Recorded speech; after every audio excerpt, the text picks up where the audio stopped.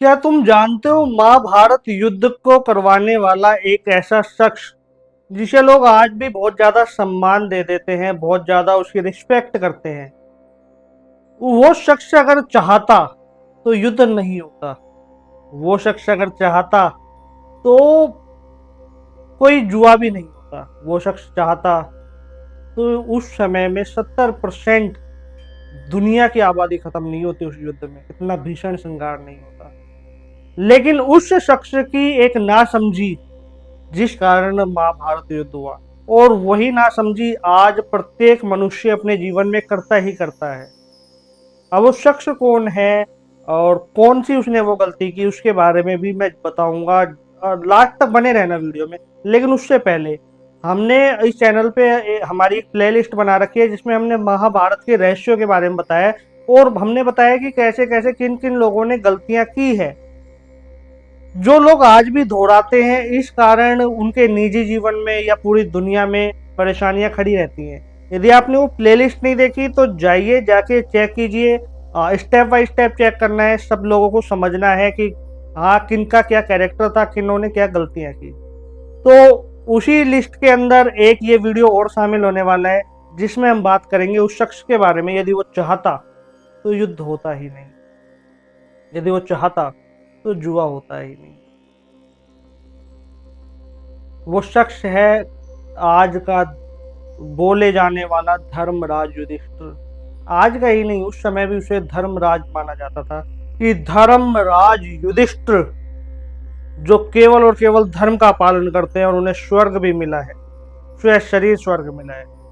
ये जो तथागत धर्मराज युधिष्ठिर जो हैं, ये जो बोले जाते हैं कि इन्होंने कभी जीवन में अधर्म नहीं किया, वास्तविकता में अगर आप मेरी नजर से देखेंगे तो इनसे ज्यादा धर्मी कोई था भी नहीं, शायद दुर्योधन भी नहीं। वास्तविकता में यदि आप मेरी नजर से देखेंगे, एक नए नजरिए से देखने की कोशिश करेंगे, तो हाँ इन्होंने गलतियां की, तभी कृष्ण इनके सारथी नहीं बने, तभी कृष्ण अर्जुन के सारथी बनते हैं। ठीक है, कहने में आता है कि कथाओं में कि अर्जुन प्रिय थे कृष्ण जी को, और ये नर नारायण के अवतार हैं। जैसे भगवान जो कृष्ण है वो नारायण है और अर्जुन जो थे वो नर थे, तो ये पुनर्जन्म का चलता आ रहा है, वो सब ठीक है। लेकिन अगर आप प्रेजेंट की बात करो और चमत्कार और पिछले जन्म को हटा दो, तो वास्तविकता में कृष्ण सारथी भी उसी के ही बन रहे हैं जिससे धर्म की अपेक्षा है, जिससे उम्मीद है कि हाँ ये धर्म का पालन करेगा, हाँ ये धर्मराज बनने योग्य है। भले ही वो अहंकार के वशीभूत रहा हो, बार बार उसमें अहंकार आया हो, लेकिन जब कृष्ण खड़े हैं तो अहंकार का दमन करना भी जानते हैं, गलतियों को सुधारना भी जानते हैं। अब चलिए हम बात करते हैं धर्मराज युधिष्ठिर की। तो धर्मराज युधिष्ठिर जब उनको एक आमंत्रण आया दूत का, जुआ खेलने का, तो उन्होंने वो एक्सेप्ट क्यों किया? बिल्कुल कि कोई क्षत्रिय राजा को यदि कोई आमंत्रण दे जुआ खेलने का तो वो नकार नहीं सकता, यही धर्म है। लेकिन उस जुए के अंदर क्या अपने परिवार को लगा देना धर्म है? क्या अपने भाइयों को, अपने राजपाट को, अपनी पत्नी को लगा देना धर्म है? नहीं है ना। इनफैक्ट मैं आपको एक बात और बताता हूँ, एक राजा अपनी प्रजा या राज्य को दांव पे नहीं लगा सकता, ये एक अधर्म है, ये रूल के बिल्कुल अपोजिट है। आज किसी देश का मंत्री, प्रधानमंत्री यदि उस देश को बेचता है तो जनता में कितना आक्रोश आ जाता है। अब तुम सोचो कि उस समय में जो प्रजा राजा के ऊपर डिपेंड थी, जो प्रजा राजा को भगवान मानती थी, वो उनको दांव पे लगा रहे हैं, बेच रहे हैं, पहली गलती। अपने भाइयों को दांव पे लगाया, दूसरी गलती। और अपनी पत्नी को दांव पे लगाया, महागलती, जिस कारण महाभारत का युद्ध हुआ। यदि वो जुआ नहीं खेलने जाता, वो थोड़ा संयम से काम लेता, वो समझता, पहली बार जब हार हुई और जब उसको सामने उकसाया जा रहा था कि एक पारी और खेल लो, क्या पता तुम जीत जाओ, एक पारी और खेल लो, क्या पता तुम जीत जाओ, तो वो उकसाना युधिष्ठिर के भीतर लालच पैदा कर रहा था। तो फिर कहाँ है क्या धर्मराज युधिष्ठिर? वो फिर लालसा कि हाँ मैं सब जीत जाऊंगा, मैं इंद्रप्रस्थ को तो वापस ले लूंगा, साथ ही साथ हस्तिनापुर भी जीत जाऊंगा, दुर्योधन को अपना दास बना लूंगा, वो फिर कहाँ का धर्मराज? जिस धर्मराज को भीम रोक रहा है कि मत खेलो, अर्जुन रोक रहा है मत खेलो, आगे की पारी मत चलो, लेकिन वो धर्मराज नहीं मान रहा है, तो वो कहे का धर्मराज युधिष्ठिर। अगर वो धर्मराज युधिष्ठिर वास्तविकता में धर्मराज होते तो स्पष्ट रूप से जुए खेलने वाली बात को नकारते कि नहीं खेलूंगा। खेल भी लिया, हार गए, ठीक है हार गया, दास बनाऊं मैं बनाऊं, मुझे कोई हक नहीं बनता अपनी प्रजा को, अपने भाइयों को, अपनी पत्नी को दांव पे लगाने का। ठीक है। भगवान कृष्ण ने भी जब ये देखा कि धर्मराज युधिष्ठिर जो एक लौकिक धर्म के कारण इस चक्रव्यूह में फंसते चले गए हैं, तो किस हिसाब से धर्मराज बने, वो क्या धर्म का पालन कर पाएंगे? क्या आप जानते हैं कृष्ण बहुत ज्यादा क्रोधित थे पांडवों से, लेकिन वो पांडवों के पक्ष में सिर्फ इसलिए गए क्योंकि उस सभा के अंदर जब बड़े बड़े महात्मा मौन थे, भीष्म मौन थे, द्रोण मौन थे, कृपाचार्य मौन थे, उस समय भीम, अर्जुन, नकुल, सहदेव इन्होंने अपनी आवाज उठाई थी। और वो आवाज उठाना, वो प्रतिज्ञाएं लेना, ये दर्शाता था कि हाँ ये धर्म की मांग करते हैं और ये धर्म स्थापित करना चाहते हैं। इसलिए कृष्ण भगवान उस युद्ध के अंदर अर्जुन के सारथी बने। क्या आप जानते हैं कि भगवान कृष्ण गीता में कहते हैं कि लौकिक धर्म की पालना करते समय जब जब आप उसके दास बनोगे तो महाभारत होगा। और ये एक लौकिक धर्म था, जो युधिष्ठिर का एक जो था ना धर्म, कि मैं धर्म का पालन करता हूँ, ये लौकिक धर्म था। ये कोई आध्यात्मिक धर्म नहीं था, ये वास्तविक धर्म भी नहीं था। यदि ये वास्तविक धर्म होता तो हारने के बाद भी जब उसकी पत्नी का अपमान हो रहा था तो उसको शस्त्र उठा लेना चाहिए था, क्योंकि धर्म ये कहता है, वास्तविक धर्म ये कहता है कि जहां अत्याचार हो रहा हो वहां अपने नियमों को, अपने वचनों को, अपने तथागत धर्म को, लौकिक धर्म को, सबको त्याग देना उचित है। जहां तुम्हें लग रहा है कि ये गलत है, ये इंसानियत के विरुद्ध है, उसके ऊपर आवाज उठाना बहुत ज्यादा जरूरी है।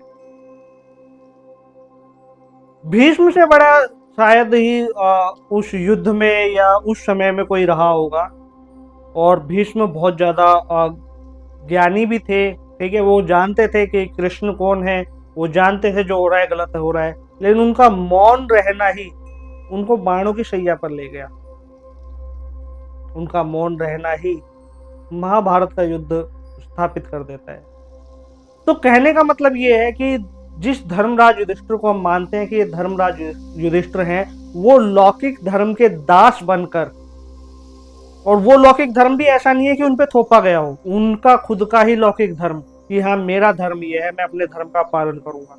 तुम्हें बता कौन रहा है कि वास्तविकता में धर्म क्या है, अधर्म क्या है? तुम्हें बता कौन रहा है कि सही धर्म का पालन किया कैसे जाता है? क्या तुम कृष्ण के पास गए? क्या तुमने कृष्ण से पूछा कि सही धर्म क्या है? क्या जब द्यूत के लिए तुम जा रहे थे तो तुमने कृष्ण से पूछा कि मुझे जाना चाहिए या नहीं जाना चाहिए? जब पांडव इंद्रप्रस्थ जाते हैं, इंद्रप्रस्थ से पहले वो खांडवप्रस्थ होता है, जब पांडव को हस्तिनापुर से निकाल दिया जाता है और वो खांडवप्रस्थ में चले जाते हैं, उस समय उनकी सहायता कौन कर रहे थे? उनका महल किसने बनवा के दिया? भगवान कृष्ण ने। तो जब भगवान कृष्ण ने इतना सब कुछ कर दिया और हर क्षण उनके साथ खड़े रहे, तो क्या उस धर्मराज युधिष्ठिर का ये फर्ज नहीं बनता था, कर्तव्य नहीं था कि वो जुआ खेलने जाने से पहले एक बार कृष्ण की आज्ञा ले ले, एक बार कृष्ण से पूछ लें? करना चाहिए था ना। वो चीजें तो बहुत बाद में हुई कि दास बन गए, ये हुआ वो बात बहुत बाद में हुए। धर्मराज युधिष्ठिर को सर्वप्रथम हस्तिनापुर में जुआ खेलने जाने से पहले पूछना चाहिए था कृष्ण से कि क्या मैं जाऊं, क्या मैं सही कर रहा हूं? क्या तुम जानते हो कि भगवान कृष्ण ने अर्जुन को गीता जब तक नहीं सुनाई थी जब तक अर्जुन ने अपने सारे अस्त्र शस्त्रों को त्याग कर और हाथ जोड़ के कृष्ण की शरण में नहीं चले गए। तब जब वो कृष्ण की शरण में जाते हैं तब कृष्ण उनको गीता का ज्ञान देते हैं, उससे पहले वो नहीं देते हैं। उससे पहले कई वर्षों तक साथ भी रहे, नहीं दिया, कुछ नहीं बताया। तो जब धर्मराज युधिष्ठिर स्वयं ये पूछने नहीं जाएंगे कि मुझे बुलाया है हस्तिनापुर में जुआ खेलने के लिए, मैं जाऊं या नहीं जाऊं, तब तक तो काम नहीं चलेगा, और अगर वो नहीं जाएंगे तो फिर महाभारत होना तय है।